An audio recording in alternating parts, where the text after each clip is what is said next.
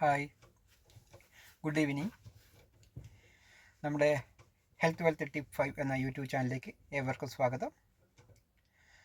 നമ്മൾ ഇന്നത്തെ ചിന്തിക്കാനായിട്ട് പോകുന്നത് ഹെൽത്ത് ഇൻഷുറൻസ്, ആരോഗ്യ ഇൻഷുറൻസ് മേഖലയിൽ ഏറ്റവും ടോപ്പ് സ്റ്റാർ ഹെൽത്ത് തന്നെയാണ്. അതിന് മറ്റൊരു കമ്പനിയുടെ ഹെൽത്ത് ഇൻഷുറൻസ് എടുത്തിട്ടൊരാൾ കളിപ്പിക്കപ്പെട്ടതായിട്ട് ഇന്നൊരാൾ വിളിച്ച് പറയുകയുണ്ടായി.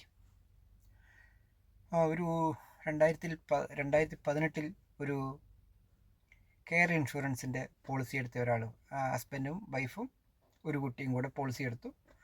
2018 അടച്ചു, 19 അടച്ചു, 20 അടച്ചു, 21, 22, 23, ഏകദേശം 5 വർഷം കംപ്ലീറ്റ് ആയ ഒരു പോളിസി. 2023 അയാൾക്ക് ബ്ലോക്ക് വന്നു. അതിന് അഡ്മിറ്റായി, കാർഡ് കൊടുത്ത് രജിസ്റ്റർ ചെയ്തപ്പോൾ അത് റിജക്റ്റ് ആവുകയാണ് ചെയ്തത്. കമ്പനി ക്ലെയിം കൊടുത്തില്ല. ഇപ്പോൾ കമ്പനി അവരെ പുതുക്കാനും സമ്മതിക്കുന്നില്ല. അവരിപ്പോൾ കേസിന് പോയിരിക്കുകയാണ്. ഇത് കെയർ ഇൻഷുറൻസ് എല്ലാം എമൗണ്ട് കുറവാണ് എന്നൊക്കെ പറഞ്ഞ് പലരും എടുക്കുന്നുണ്ട്. ഇനി ഒരിക്കലും അയാൾക്ക് ഇങ്ങോട്ട് അത് പോർട്ട് ചെയ്യാൻ പറ്റില്ല. ഒരു ക്ലെയിം വന്നില്ലോ അതിൻ്റെ അകത്ത്. അവർക്ക് കിട്ടിയോ കിട്ടിയില്ലയോ എന്നുള്ളതല്ല, ഒരിക്കലും സ്റ്റാറിലേക്ക് പോർട്ട് ചെയ്യാൻ വേണ്ടിയിട്ട് സാധിക്കില്ല. എല്ലായിടത്തുനിന്നും കെയറിൻ്റെ ഓഫീസും ഇല്ല.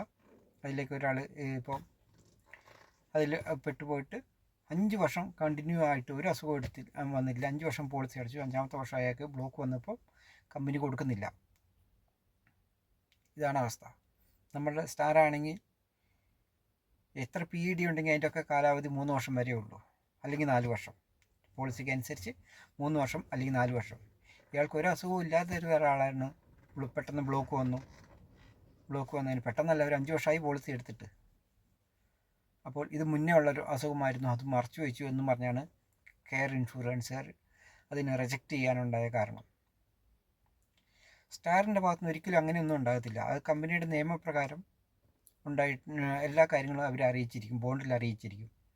2 വർഷം വെയിറ്റിംഗ് പീരീഡുള്ള അസുഖങ്ങൾ, അല്ലെങ്കിൽ PED ഉണ്ടെങ്കിൽ അത് കാണിക്കും. എന്തെങ്കിലും സർജറിയോ മരുന്ന് കഴിക്കുന്നുണ്ടെങ്കിൽ അതിന് അതിന് ഒരു വെയിറ്റിംഗ് പീരീഡ് കൊടുക്കും. ഇതൊക്കെയേ ഉള്ളൂ. അല്ലാതെ പെട്ടെന്നൊരു കാരണമില്ലാതെ ഇങ്ങനെ തിരസ്കരിക്കത്തില്ല. പിന്നെ ഏജൻറ്റുമാരെല്ലാം കിട്ടുമെന്നും പറഞ്ഞുകൊണ്ട് കമ്പനിയുടെ നിയമാവലികളൊന്നും പറയാതെ കൊടുക്കുന്നുണ്ടാകാം.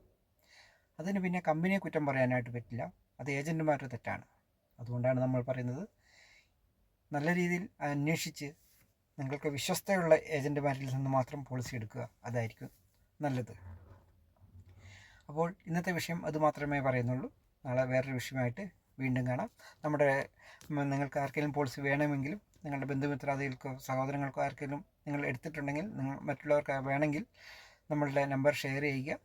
നമ്മൾക്ക് വാട്സപ്പ് ചാറ്റ് അല്ലെങ്കിൽ വിളിച്ചു കഴിഞ്ഞാൽ നമ്മൾ തക്കതായ എല്ലാ സർവീസുകളും നമ്മൾ ചെയ്തു തരുന്നതാണ്. നിങ്ങൾക്ക് ഒന്നിനും ഒരു ബുദ്ധിമുട്ടും പ്രയാസങ്ങളും, നമ്മൾക്ക് അറിയാം നമ്മുടെ കസ്റ്റമറുടെ സംതൃപ്തിയാണ് ഞങ്ങളുടെ ഹാപ്പി. അപ്പോൾ വീണ്ടും ഒരു വിഷയമായി വരുന്നതുവരെ എല്ലാവർക്കും ബൈ.